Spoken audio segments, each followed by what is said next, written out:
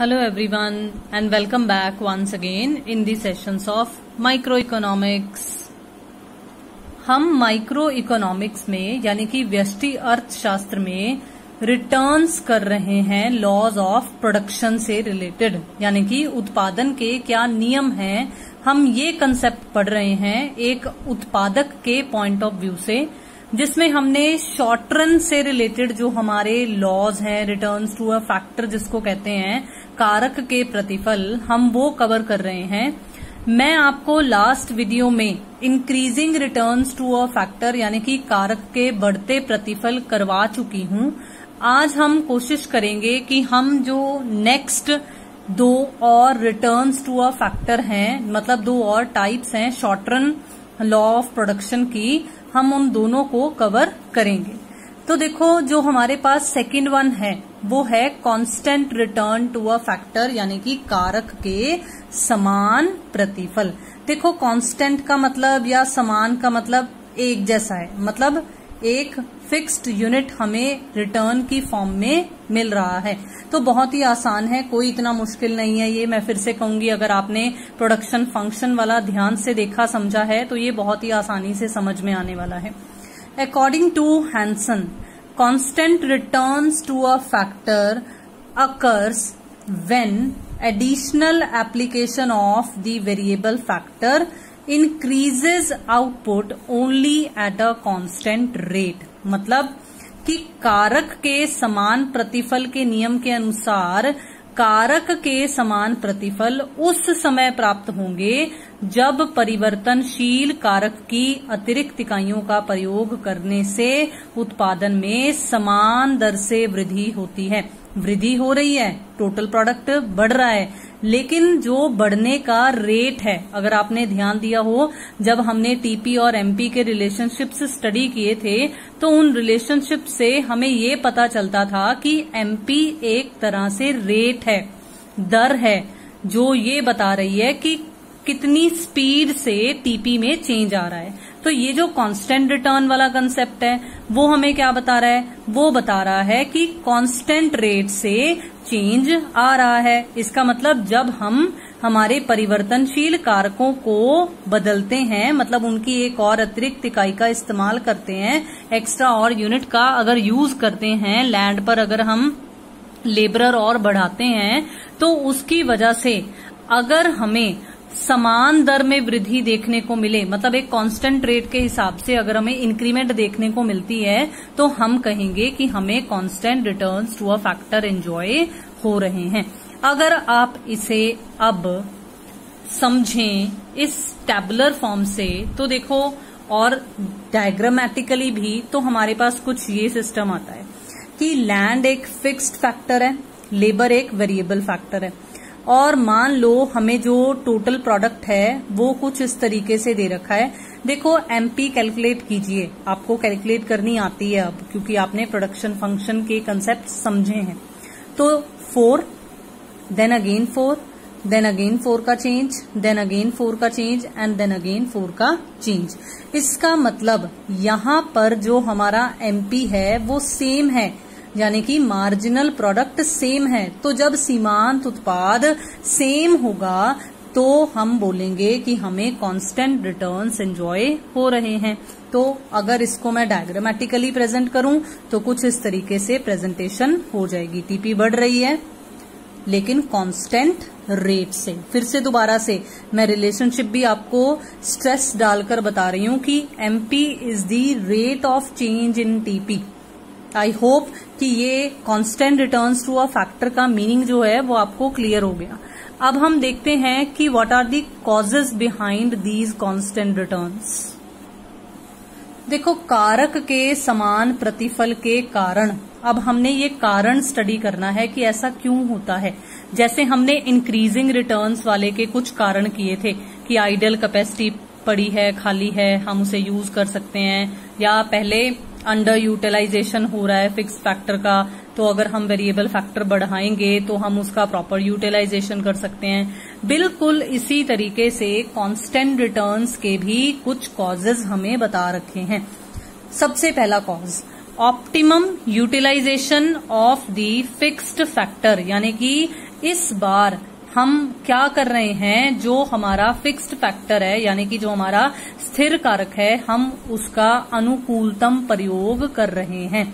When more units of variable factors are used, level of product increases, production level increase हो जाता है।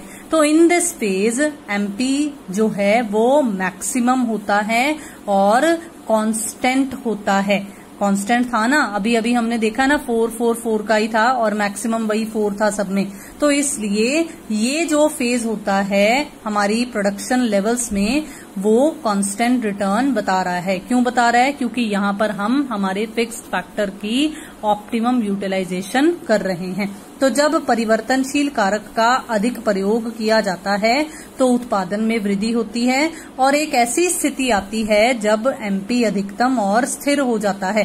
तो जब MP अधिकतम और स्थिर होगा तो हम कहेंगे कि हमें constant returns to a factor मिल रहे हैं। बिल्कुल इसी तरीके से हमारे पास अब जो सेकंड रीजन है, वहां पर तो ऑप्टिमम यूटिलाइजेशन बता दिया कि बेटर प्रयोग, बेहतरीन तरीके से हम इस्तेमाल कर रहे हैं हमारे फिक्स्ड फैक्टर्स का। अब है आइडल फैक्टर रेशो। देखो अगर आपने ध्यान दिया हो तो मैंने अभी अभी आपको कहा कि MP यहाँ पर अधिकतम होता है, तो हम चाहेंगे ना कि हम वो आइडल बैलेंस बना के रखें ताकि हमें वो कांस्टेंट रिटर्न्स मिलते रहें, बार बार मिलते रहें, लगातार मिलते रहें। तो when fixed and variable factors are used ideally then MP becomes constant. जब हम उन्हें एक आदर्श अनुपात में उनका इस्तेमाल करते रहते हैं तो जो MP होता है वो कांस्टेंट हो जाता है और मैक्सिमम हो जाता है।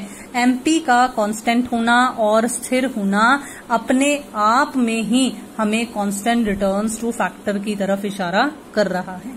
अब देखते हैं third and the last one cause जो है most efficient use of variable factor. देखो अभी हमने फिक्स्ड फैक्टर के पॉइंट ऑफ व्यू से फर्स्ट पॉइंट पढ़ा था, ठीक है, फिर हमने दोनों के बीच में आइडल रेशो के पॉइंट ऑफ व्यू से देखा। अब है वेरिएबल फैक्टर पर स्ट्रेस डालकर कहा जा रहा है most efficient use of variable factor, यानी कि परिवर्तनशील कारक का कुशलता पूर्वक प्रयोग करना।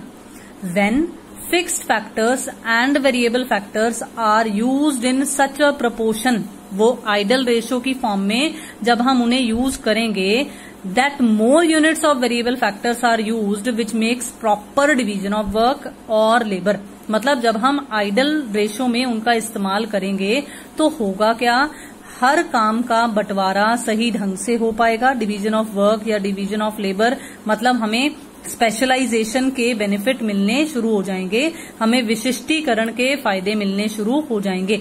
हर इंडिविजुअल जो है, मतलब मान लो एग्जाम्पल हमने लैंड पर लेबरर्स अपॉइंट किए हैं, अगर हर लेबरर को उसका पर्टिकुलर एरिया संभालने के लिए दे दिया जाएगा, उसका पर्टिकुलर काम दे दिया जाएगा, तो वो अपने उस काम में निपुण हो जाएगा, स्पेशलाइज हो जाएगा। इस स्पेशलाइजेशन की वजह से उनकी तरफ से जो MP का योगदान आएगा, यानी कि सीमांत उत्पादकता उनकी तरफ से जो आएगी वो मैक्सिमम होगी, और क्योंकि हम आइडल रेशो यूज कर रहे हैं तो वो कांस्टेंट भी रहेगी, ठीक है, फॉर दी टाइम बीइंग, कुछ टाइम पीरियड के लिए। अब देखते हैं कि हमें और नेक्स्ट क्या बता रखा है। देखिए ये यहाँ पर सेम वही कंसेप्ट जो मैंने अभी अभी आपको बताया है for the English medium students, ये यहाँ पर आपको मैंने हिंदी मीडियम में भी लिखा हुआ है। This is for the Hindi medium students. अब देखो मैंने आपको बोला था कि हम 2 रिटर्न्स रिमेनिंग है, वो दोनों कवर करेंगे। अब मैंने आपको कांस्टेंट कवर करवा दिया है। अब बात करते हैं diminishing returns to a factor की, यानी कि कारक के घटते प्रतिफल क्या होते हैं। अगर आपको याद हो तो फर्स्ट वीडियो जो लॉ ऑफ प्रोडक्शन से रिलेटेड थी, आपको मैंने कहा था कि 3 अवस्थाएं होती हैं, 3 फेजेस हैं, एक इंक्रीजिंग, एक कांस्टेंट और एक डिमिनिशिंग। तो अब देखते हैं कि डिमिनिशिंग के बारे में हमें क्या बता रखा है। फिर से according to Benham, the law of diminishing returns to a factor states as the proportion of one factor in the combination of factor is increased after a point, याद रखना, after a point the marginal product of the factor will diminish. जैसे हम कहते हैं ना, excess of everything is bad. तो जब हम ज्यादा हमारे फिक्स्ड फैक्टर्स के मुकाबले वेरिएबल फैक्टर्स को ज्यादा इस्तेमाल करने लग जाएंगे, जरूरत से ज्यादा इस्तेमाल करेंगे, तो आफ्टर अ सर्टेन पॉइंट होगा क्या, मार्जिनल प्रोडक्ट जो है वो डिमिनिश होना शुरू हो जाएगा।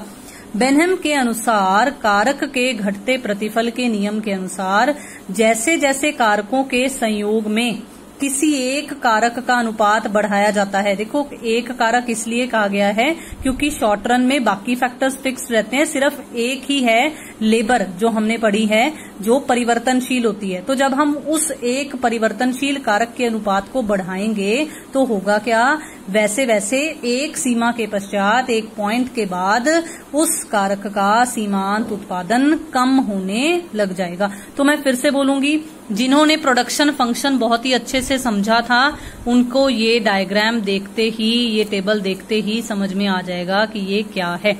देखो बहुत ही ध्यान से, एक फिक्स्ड फैक्टर है, एक वेरिएबल फैक्टर है, टोटल प्रोडक्ट आपको बताया गया है, और ध्यान से देखो मार्जिनल प्रोडक्ट में होने वाले चेंज को। मार्जिनल प्रोडक्ट गिर रहा है, कम हो रहा है, लेकिन पॉजिटिव है। जब तक ये पॉजिटिव है, हमने यही रिलेशनशिप्स पढ़े हैं ना, जब तक ये पॉजिटिव है हमारा टीपी बढ़ रहा है, जब ये 0 है हमारा टीपी मैक्सिमम है, जब ये नेगेटिव होने लग गया हमारा टीपी कम होने लग गया, गिरने लग गया, फॉलिंग होना शुरू हो गया।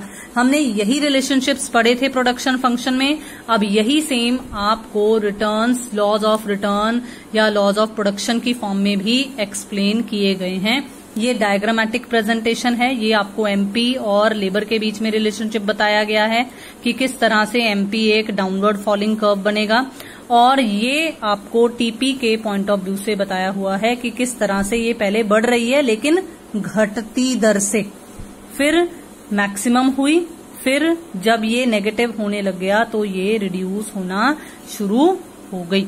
आई होप कि ये डिमिनिशिंग रिटर्न्स का भी क्या मीनिंग है और इसकी किस तरीके से ये टैबुलर और डायग्रामेटिक प्रेजेंटेशन की गई है, ये दोनों कॉन्सेप्ट्स आपको क्लियर हो गए होंगे। अब जैसे हमने इंक्रीजिंग और कांस्टेंट के कुछ कॉजेज किए थे, बिल्कुल उसी तरीके से हम डिमिनिशिंग के भी कुछ कॉजेज पढ़ेंगे। देखिए, सबसे पहला जो कारण है वो है लिमिटेशन ऑफ फिक्स्ड फैक्टर, क्योंकि कुछ फैक्टर्स फिक्स्ड हैं, तो यहाँ पर फिक्स्ड फैक्टर्स की वजह से हमें क्या लिमिटेशन फेस करनी पड़ती है, या due to the fixity of the factors हमें स्थिर कारकों की वजह से क्या प्रॉब्लम आती है ऐसी कि हमें डिमिनिशिंग रिटर्न्स मिलते हैं। सबसे पहला कारण, because some factors are fixed in short run, their proportion cannot be increased with increase in variable factors. Therefore, when more variable units are used, it results in decreased returns. देखो, मान लो 1 एकड़ land है, पहले उस पे 2 labourer ही काम कर रहे थे, तो जो भी प्रोडक्शन हो रही थी वो सिर्फ, अगर हम पर लेबर देखते तो वो सिर्फ 2 के बीच में ही बट रही थी। अगर उसी 1 एकड़ लैंड पर, क्योंकि फिक्स्ड फैक्टर है, उसी पर हमने 2 की बजाय 4 इन्वॉल्व कर दिया, अब प्रोडक्शन बढ़ी, लेकिन अब 4 में बंटवारा होगा, तो देखो पर यूनिट या पर लेबरर के पॉइंट ऑफ व्यू से जो मिलने वाला मार्जिनल प्रोडक्ट है वो क्या हो जाएगा, डिक्रीज हो जाएगा, जिसकी वजह से हम ये कहेंगे कि हमने डिमिनिशिंग रिटर्न मिल रहे हैं। तो जब स्थिर कारक का प्रयोग परिवर्तनशील कारक के साथ किया जाता है तो परिवर्तनशील कारक की तुलना में इसका अनुपात कम रह जाता है, क्योंकि वो फिक्स्ड है। इसलिए जब ज्यादा परिवर्तनशील कारकों का प्रयोग किया जाता है तो सीमांत उत्पाद कम होने लग जाता है, क्योंकि वो पर यूनिट या पर वेरिएबल यूनिट कह लो, पर लेबरर कह लो, ओवरऑल प्रोडक्टिविटी जो है वो रिड्यूस हो जाएगी। मतलब ओवरऑल तो चाहे बढ़ेगी, लेकिन पर यूनिट के हिसाब से, पर वेरिएबल फैक्टर के हिसाब से अगर हम देखेंगे तो वो डिवीजन जब होगा तो वो कम होगी। अब देखो बहुत ही ध्यान से, decrease in the efficiency of variable factor. अब वेरिएबल फैक्टर के पॉइंट ऑफ व्यू से है कि उनकी एफिशिएंसी में भी कमी हो जाएगी। देखो कहाँ तो 1 एकड़ लैंड पर सिर्फ 2 लेबरर काम कर रहे थे, तो वो अपना लैंड बांट लिया अपने अपने हिस्से में और अपने अपने हिस्से में आराम से काम करते रहे। कहाँ हमने अगर 2 से 4 लेबरर कर दिए तो देखो जो पहले 2 हैं उनसे उनका कुछ हिस्सा छिन जाएगा, वो नहीं संभाल पाएंगे अपना वो एरिया ऑफ लैंड, वो अपना टुकड़ा नहीं संभाल पाएंगे। तो अब होगा क्या, जो 2 से 4 लोग हो गए तो लड़ाई झगड़े होने के चांसेस बढ़ जाएंगे, समन्वय नहीं रहेगा, कोऑर्डिनेशन नहीं रहेगा। अगर कोऑर्डिनेशन नहीं रहेगा, अगर उनमें स्पेशलाइजेशन की कमी आ जाएगी, डिवीजन ऑफ वर्क अगर ज्यादा हो गया जरूरत से ज्यादा, तो वो प्रॉपरली अगर अब काम नहीं कर पाएंगे, इंटरेस्ट नहीं लेंगे काम में, तो इनएफिशिएंसी आएगी। इसका मतलब ओवरऑल जो अगर हम पर वेरिएबल फैक्टर देखें, जो प्रोडक्टिविटी है वो क्या हो जाएगी, कम हो जाएगी। तो when more of variable factors are used, the benefits of specialisation and division of labour can not be enjoyed, inefficiencies of variable factors take place which results in negative returns. ठीक है, तो आई होप कि ये particular point जो मैं already आपको explain कर चुकी हूं, ये आपको समझ में आ गया होगा। एक और रीजन है, देखते हैं कि वो क्या है। अब दोनों फैक्टर्स को ध्यान में रखते हुए, वेरिएबल और फिक्स्ड दोनों, जैसे हमने लास्ट कांस्टेंट वाले में आइडल रेशियो वाला कंसेप्ट देखा, अब यहां पर देखो क्या है। देखो जब वेरिएबल और फिक्स्ड फैक्टर्स, मतलब फिक्स्ड फैक्टर पर वेरिएबल फैक्टर्स का प्रेशर ज्यादा बढ़ जाएगा, ज्यादा दबाव बढ़ जाएगा, तो दोनों में जो वो आइडल रेशियो है वो बिगड़ जाएगी, वो खराब हो जाएगी। इसका मतलब दोनों में कोऑर्डिनेशन नहीं रहेगा। जब कोऑर्डिनेशन नहीं रहेगा तो ऑटोमेटिकली प्रोडक्टिविटी रिड्यूस हो जाएगी। When more of variable factors are used then fixed factors, they obstruct each other. Obstruct का मतलब होता है ऑब्स्ट्रक्शन बनना, मतलब हडल बनना, रुकावट बनना एक दूसरे के लिए। तो जब आप लैंड पर जरूरत से ज्यादा लेबरर्स अपॉइंट कर दोगे, तो देखो उतने से लैंड के फिक्स्ड एरिया पर ज्यादा लेबरर्स अगर काम करेंगे तो देखो फिर से वही कोऑर्डिनेशन नहीं आएगा, तो it leads to poor coordination. As a result total output जो है वो रिड्यूस हो जाएगा। इंस्टेड ऑफ राइजिंग, बढ़ने की बजाय वो फॉल हो जाएगा, एंड एमपी जो है वो नेगेटिव होना शुरू हो जाएगा। मतलब जैसे हमने अभी अभी टेबल में देखा था कि वो पहले रिड्यूस होता है, फिर 0, फिर नेगेटिव, तो बिल्कुल ये केस हमें यहाँ पर देखने को मिलेगा। तो परिवर्तनशील कारकों के अधिक प्रयोग के कारण कारकों में आदर्श कारक अनुपात नहीं रह पाता, इसके कारण समन्वय भी नहीं रह पाता और सीमांत उत्पाद कम होने लगता है, शून्य होता है और फिर ऋणात्मक हो जाता है। मुझे लगता है कि मैंने आपको तीनों फेजेस जो बताए हैं, वो तीनों के तीनों फेजेस आपको बहुत अच्छे तरीके से समझ में आए होंगे।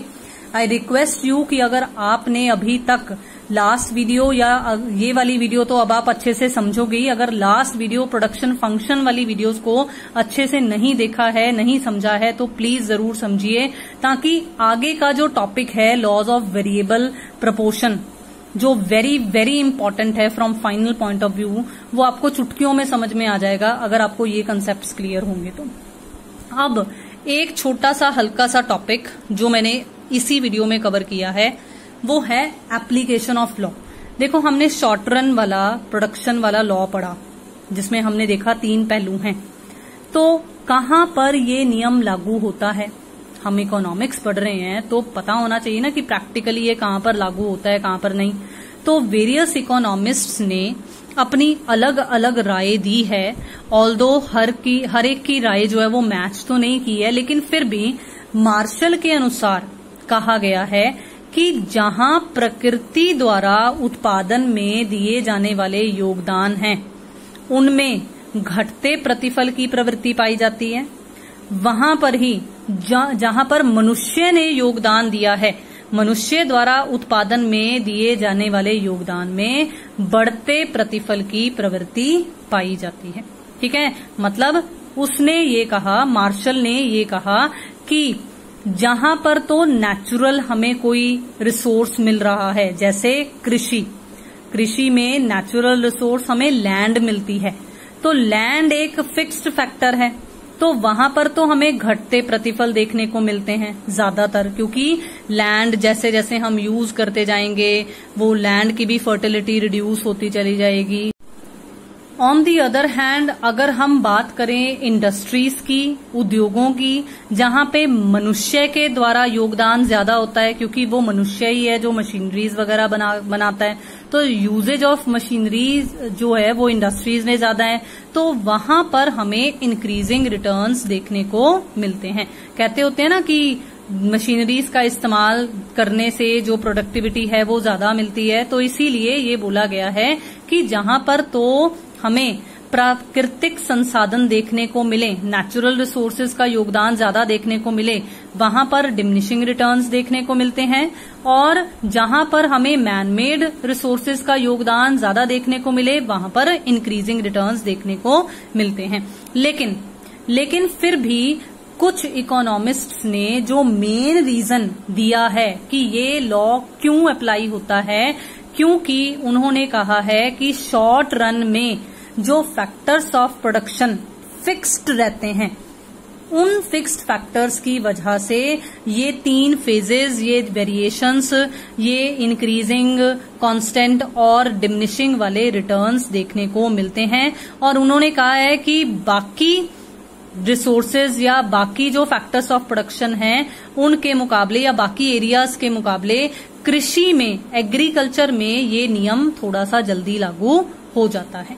तो आई होप कि आज का जो ये हमारा सेशन था जिसमें मैंने आपको laws of returns to a factor से रिलेटेड जितना भी कंसेप्ट आपको समझाया है वो कंसेप्ट आपको सब समझ में आया होगा। अगर आपने अभी तक चैनल को सब्सक्राइब नहीं किया है तो गाइस जल्दी से चैनल को सब्सक्राइब कीजिए, शेयर कीजिए वीडियोस को, लाइक कीजिए वीडियोस को, कमेंट कीजिए। Keep watching. Thank you so much and have a nice day.